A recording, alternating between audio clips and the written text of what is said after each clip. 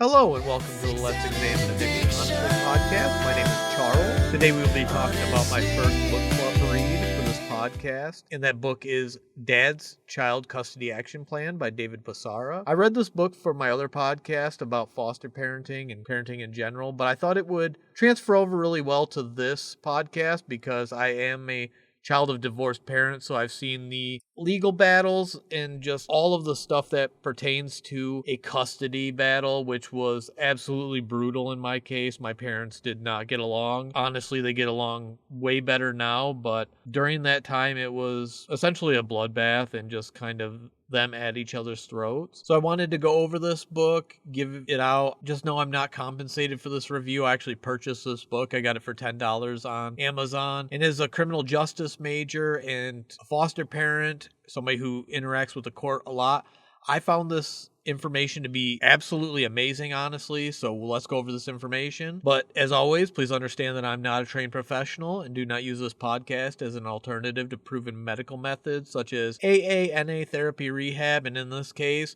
don't use me or this book or this information as an alternative to a lawyer, especially someone who is local and knows the laws in your area, which this book goes over as well. He will explain who to look for in a lawyer. So we'll start off with the intro for David Pisarra. He is an attorney, author, men's advocate. He does men's family law in LA, has 25 plus years. He's wrote this book along with a few others, such as books on divorce, child custody, domestic violence. He did have a podcast, from what I can tell. I think it's behind a paywall now, where he actually interviewed like photographers, intimacy coaches, mental health coaches, public speakers, documentarians, authors, sex therapists, the president for Global Initiative for Men and Boys, and a whole bunch more.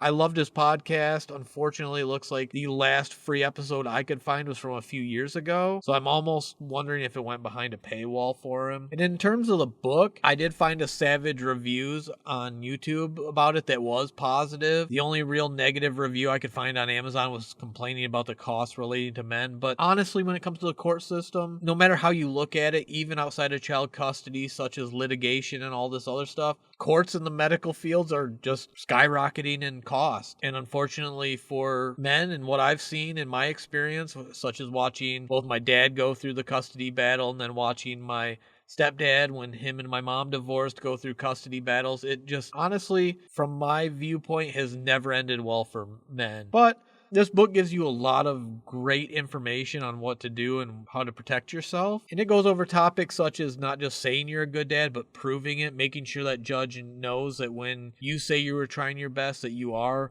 being prepared. He goes over what the state is looking for, providing that evidence, why you should provide that evidence, such as also like factors that go into parenting time and deciding how custody should be split, because you can say you want 50-50, but you also have to show the judge why you deserve 50-50 and why it would be beneficial. I'm honestly even more why it would be beneficial to the child, because you can say you want 50-50, and I mean, in the case of my parents, there were times where 50-50 probably wouldn't have been best for my well-being. And he goes over talking to the judge, what elements they'll weigh in the case, and looking into their previous rulings and their demeanor, what they kind of look for in a case, and being like super professional, showing them the respect that honestly they deserve because you are in their world. He also goes over, like I talked before about earlier, what to look for in a lawyer. Do you go with big firms or local? How much experience do you want? He goes into looking at exhibits versus evidence, what to gather, statements, affidavits, declarations, what evidence to save and gather, how to organize it, how you can prove the other side is wrong with while still remaining professional, and witnesses and who to call, how many witnesses you should have. Could you have 100 witnesses? Yeah, but should you? Why shouldn't you? He goes over documentation such as like a dad's declaration, kid inventory, dad's diary, classes you've taken, social networks and how to use them as a tool instead of an emotional dump, Facebook pages, how to dress for court, your pace and breathing, which is one I definitely need to work on for this podcast. I do get a little worked up going over this information and kind of lose my pace and breathing, how to remain in control of your emotions, what laws to focus on, should you focus on local, state, federal, which ones are important, and even how to avoid getting overwhelmed overwhelmed with this information and the work required for this custody battle, he provides a ton of resources at the end of the book, such as the dad's declaration, inventory diary, all that, and gives you examples of them. So as a criminal justice major who sat in on court cases, I 100% recommend this book. I found it to be an amazing read. I was trying to do it while working, and the only complaint I have for the entire book is I could not get the QR code to work for the audiobook.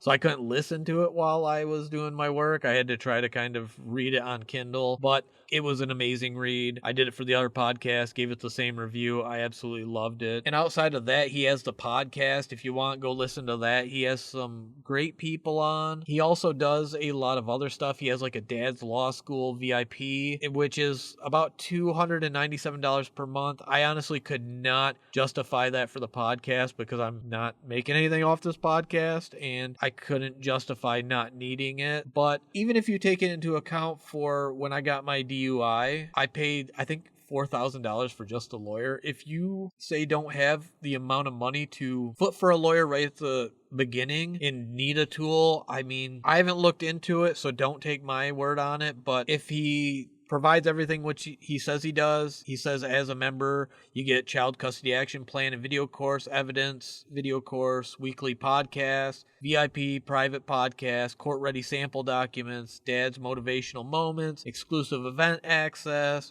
man's guide to child custody, and email support. If he goes through with all that, I would 100% say that if you can foot the price tag, dabble in it, go in for a month, see what you can find. I paid $4,000 for my DUI lawyer. If I could have had something to where I could have, if I was innocent and did not deserve the punishment I got, and it was something absolutely as important as my child, I would 100% have foot that bill. You could get so many months of that if it gives you those right tools and gets you set up for success, especially when it comes to something important as your child. So if you like this book, please let me know. If you have any other suggestions for books, I do have another one about parenting and how to parent children in such a chaotic world, which I may go over if I get any feedback on this book. Otherwise, I'll keep my eye out for other books. I do have the 5-second rule, which is another book I want to read over that I've heard great things about that I purchased, but that one's physical, so that one's going to take me a little longer to get through. But if you listen to this entire review, just know that I appreciate it. I like this book.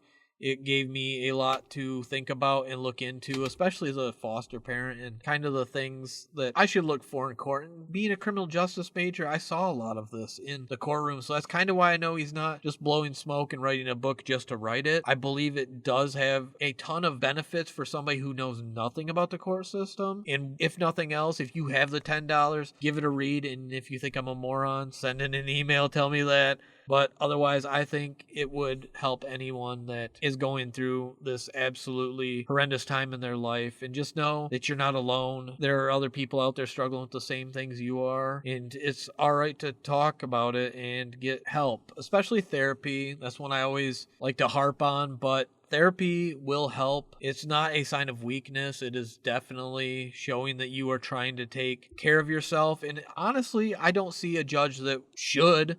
I mean, there's probably judges out there, but they should not think of that as weakness because you are trying to help yourself and make yourself a better parent for your child. So, as always, I just want to thank you so much. If you enjoyed the podcast, like, subscribe, and email me feedback. Even if it's negative, let me know. If you have any stories, ideas, anything like that, email letsexamineaddictionhonestly or theleahpodcast, both at gmail.com. Let me know. And as Alan Watts says, you are under no obligation to be the same person you were 5 minutes ago. So get out there, show that child that they are your number one priority, and also make sure you conduct yourself to show them that you are the bigger person. Thank you so much for listening. I hope you have a wonderful rest of your day.